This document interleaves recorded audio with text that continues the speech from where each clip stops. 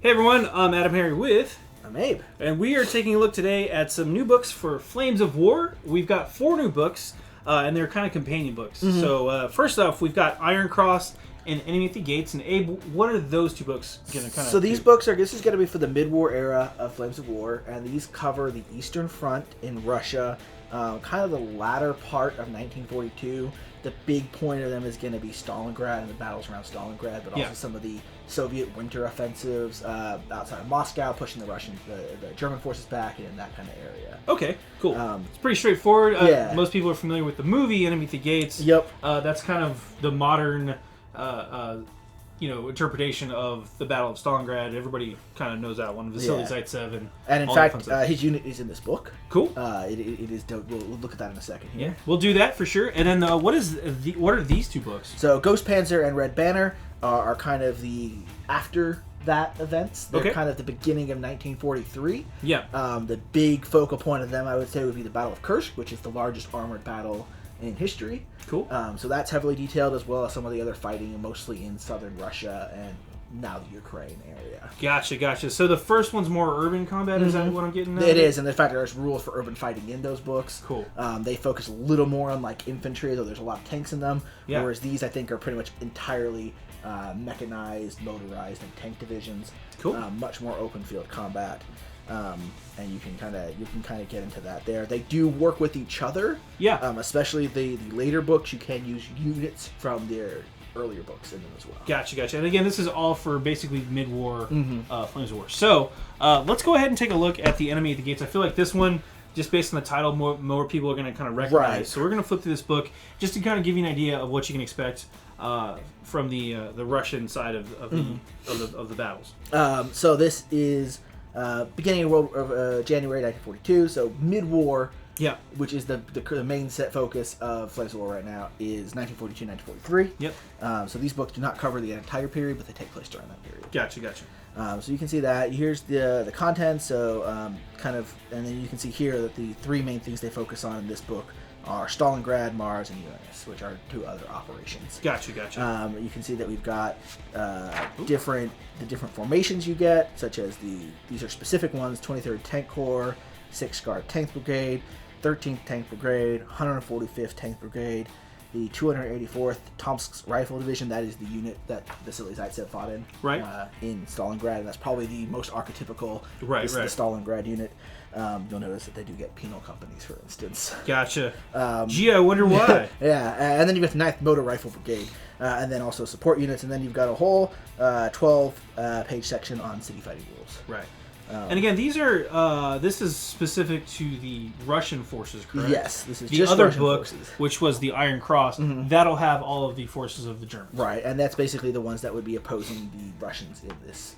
Gotcha. So if you wanted to redo the Battle of Stalingrad or do simulate fights in that, those are the 2 books you would use. You would use those. Cool, we'd cover that. So we're not going to go through the German side of things. We'll just stick to the Russian side for now. So you can kind of see they've got background here, history. This is what's been going on in the war. Yeah. And I mean, if you're a fan of like the good guys, I guess, humanity, this is a great period because this is when the Germans are all starting to lose. Right. Yeah. This is Stalingrad is the apex of the German invasion, basically. Yep. So this is when the tide turns. This is when the tide turns, and lots of people get killed, unfortunately. Yeah. So you can see here, again, all the history, which is what you'd expect. And then we do have the big Battle of Stalingrad. Yep. Spread with the map of Stalingrad and everything. Yeah. And then the Operation Mars. So this is kind of, I think, this is a counterattack. This was the closest the Germans had gotten to Moscow. Yeah. So which was 90 miles. 90 miles. So the Russians in the winter, you can see November. This is basically the same time Stalingrad's going on. Yeah. Zhukov, the big Russian general, he launches a big counterattack to try to push them back from Moscow. And it's not super successful. Effective. It's not super effective, but as a result of it, and you can in fact see that this is where the front line was, and that's about as far as they got. Yeah. But as a result of it, the Germans do realize that they're kind of in a bad position and do end up falling back more. Right. So that's as close as they get. There's also Uranus, which is the surrounding of the German 6th Army in Stalingrad. So this is the counterattack after Stalingrad, where the 6th Army, like 200,000 Germans are surrounded and destroyed. Wow. So this is like the big victory for the Russians at the end of at the end of 42. And you can see their big push there. Yeah. They just envelop Yep. Stalingrad and So those are the spoiler, three. right? Yeah, No. spoiler. Yeah, they got a cool plate. These are all the tanks that you're going to find in here. Yep. You'll notice one of the things that's interesting, especially about the Russians, I think, is that they do have their own cool tanks. Obviously, KV-1s, very well known, T-34s, but they're to use a ton of Lend-Lease tanks, which are bought from the British and the Americans, which is something you don't necessarily see represented all the time. It's true. But Flames of War is really good about that. So you've got like Lees, Stewarts, and Valentines, which are all bought from their allies. Yep. And then here you can kind of see. Now we're not going to go through all the different. We're not going to go through everything. Yeah, but all the different formations and tank corps you can take. But you get the idea. If you play Flames of War, you kind of know what to expect here. Yeah.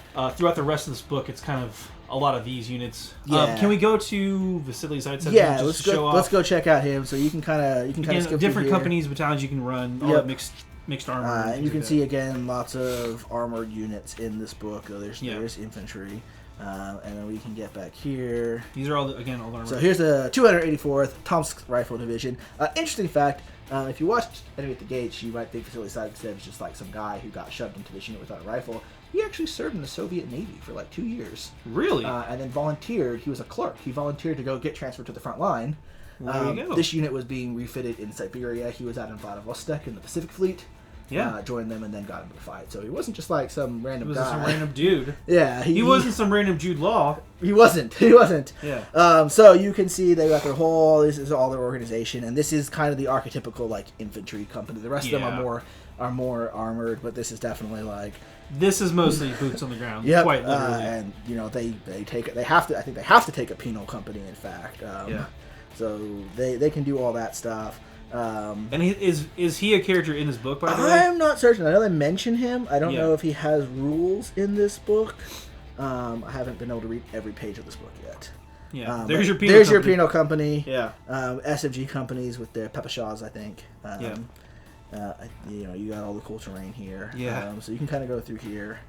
And they have like these hero things, which are basically like this is what happens when you survive the initial charge.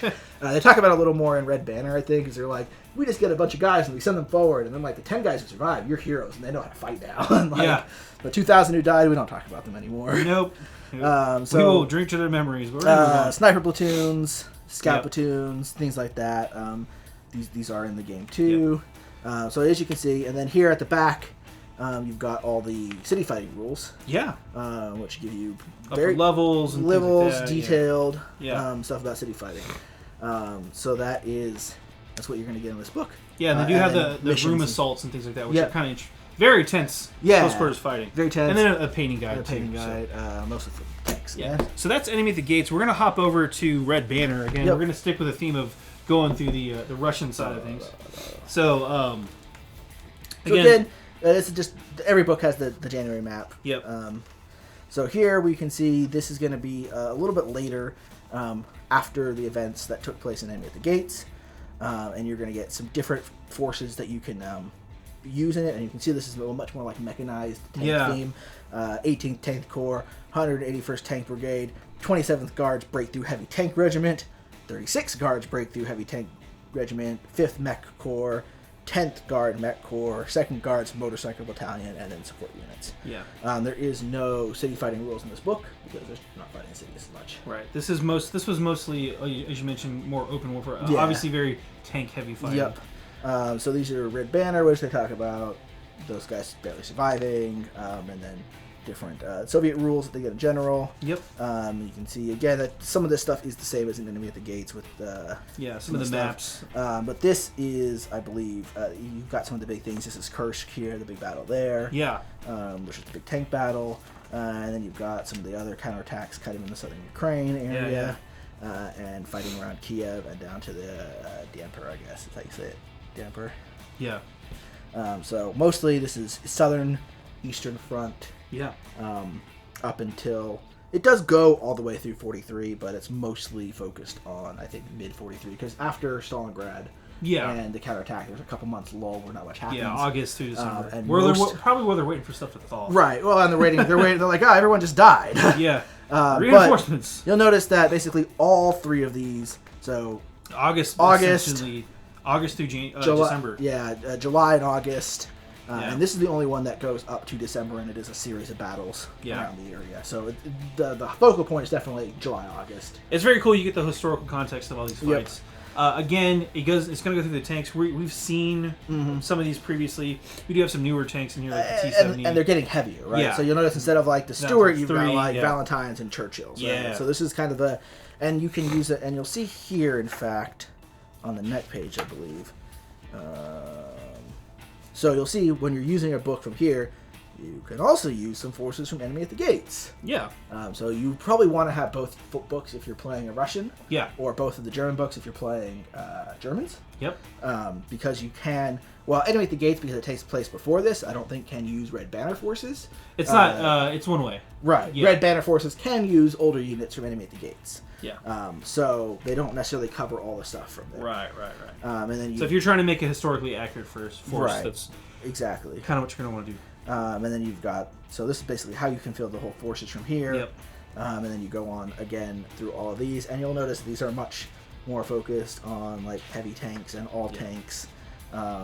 Again, we're not going to go through all these formations and different detachments. You get the idea. Right. Yeah, this is way more heavy tanks, way more mech focused. Here you've got like your Churchill Guards Heavy Tank Regiment, which is...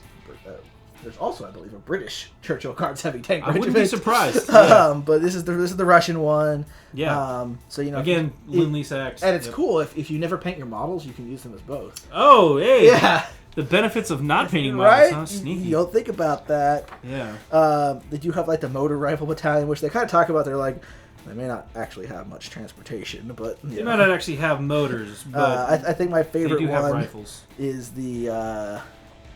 If you go back here to the end, you've got the 2nd Guards Motorcycle Battalion, which I don't know it actually has see any motorcycles in it. Yeah. Kind of look here, and I don't really see motorcycles. Yeah. But the Soviets were always like giving things crazy names that had relatively little real effect on what they actually were. Yeah. But you get the idea for both of these books, for Enemy at the Gates and Red Banner. And again, if you're looking for the German companion books, that's what these two are for. Yep. Kind of more the same. We're not going to go through these books just because it's basically the same thing. It's basically the same thing from the German side. If you want, you get the city fighting rules in here. Yeah. You can use these units in Ghost Panzer, that kind of thing. Right. That cover roughly the same battles. There's a slight different focus on some of them. And actually, if you look closely, you can see these. The artwork does actually line up there. If this extends out, would actually make sense more. But it's kind of cut off there. And same with Red Banner and Ghost Panzer. You can kind of see how those would line up too. Yep. Again, it's just an extended piece of art that gets kind of cut off from the from the scene there. But yeah, all 4 of these books are out now from Flames of War. So go check those out. And that's pretty much it. Yeah. I'm Adam Harry. I'm Abe. Thanks for watching.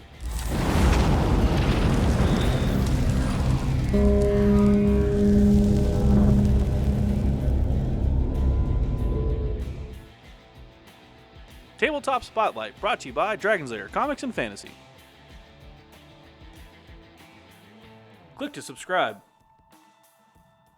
Check out more videos. And thanks for watching.